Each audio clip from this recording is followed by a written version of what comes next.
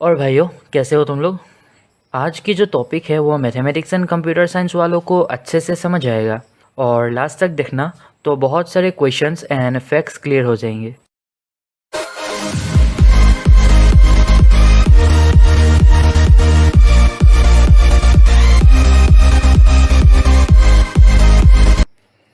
ہم لوگ جو بھی کام کرتے ہیں یا جو بھی بولتے ہیں، خدائے خالق ان سب کو ریکارڈ کرواتے ہیں، تو قیامت کے دن جب حساب لیا جائے گا تب ہم کوئی جھوٹ نہیں بول پائیں گے کہ ہم نے تو یہ کیا ہی نہیں۔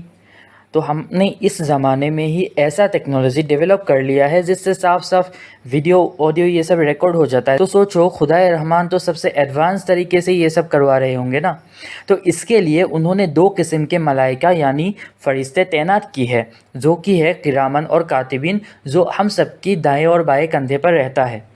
اور خدائے خالق نے ان سب کو ایک حکم دیا ہے جو حدیث عبداللہ بن عباس رضی اللہ تعالیٰ عنہ سے ثابت ہے، اور بخاری شریف کے یہ حدیث ہے جہاں پر محمد صلی اللہ علیہ وسلم نے یہ فرمایا کہ اللہ سبحانہ تعالیٰ نے فرشتوں کو حکم دے دیا ہے کہ اچھے اور برے کام کو لکھنا ہے، اور یہ بھی ایکسپلین کیا ہے کہ کیسے لکھنا ہے، کہ جو شخص بھی اچھائی کا ارادہ کرے اور پھر کسی کارن سے وہ نہ کر پائے تو ایک نیکی لکھ دیا جاتا ہے، اور اگر ارادہ کرنے کے بعد اس اچھے کام کو اگر وہ کر لے تو اس کے لیے 10 سے لے کے 700 تک اور اس سے بھی کئی گنا زیادہ لکھ دیا جاتا ہے۔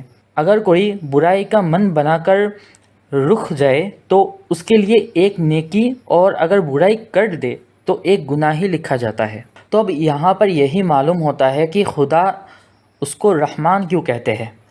یہ جو حدیث ہے اس کو اگر غور کرے تو پتہ یہ چلتا ہے کہ کرامن کاتبین کام کیسے کرے گا۔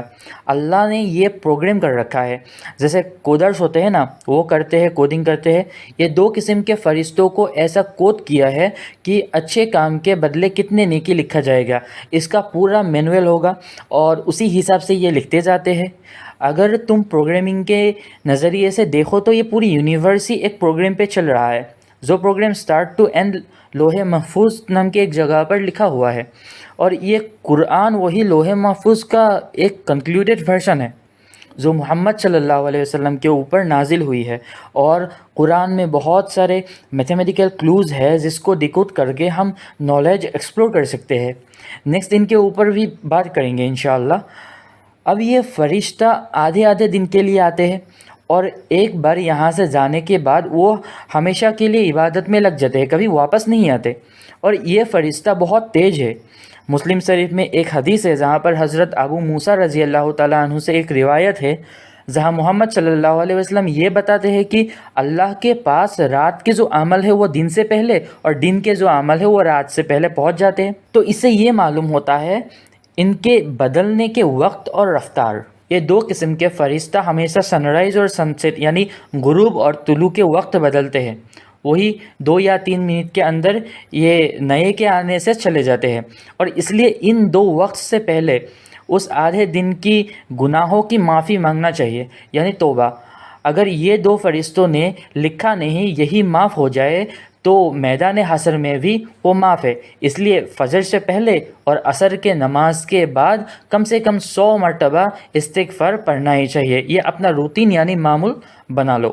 ایسے ہی اسلامک فیکٹس کی ویڈیو تم لوگوں کو یہاں ملتا رہے گا۔ ملتے ہیں نیکسٹ ویڈیو میں۔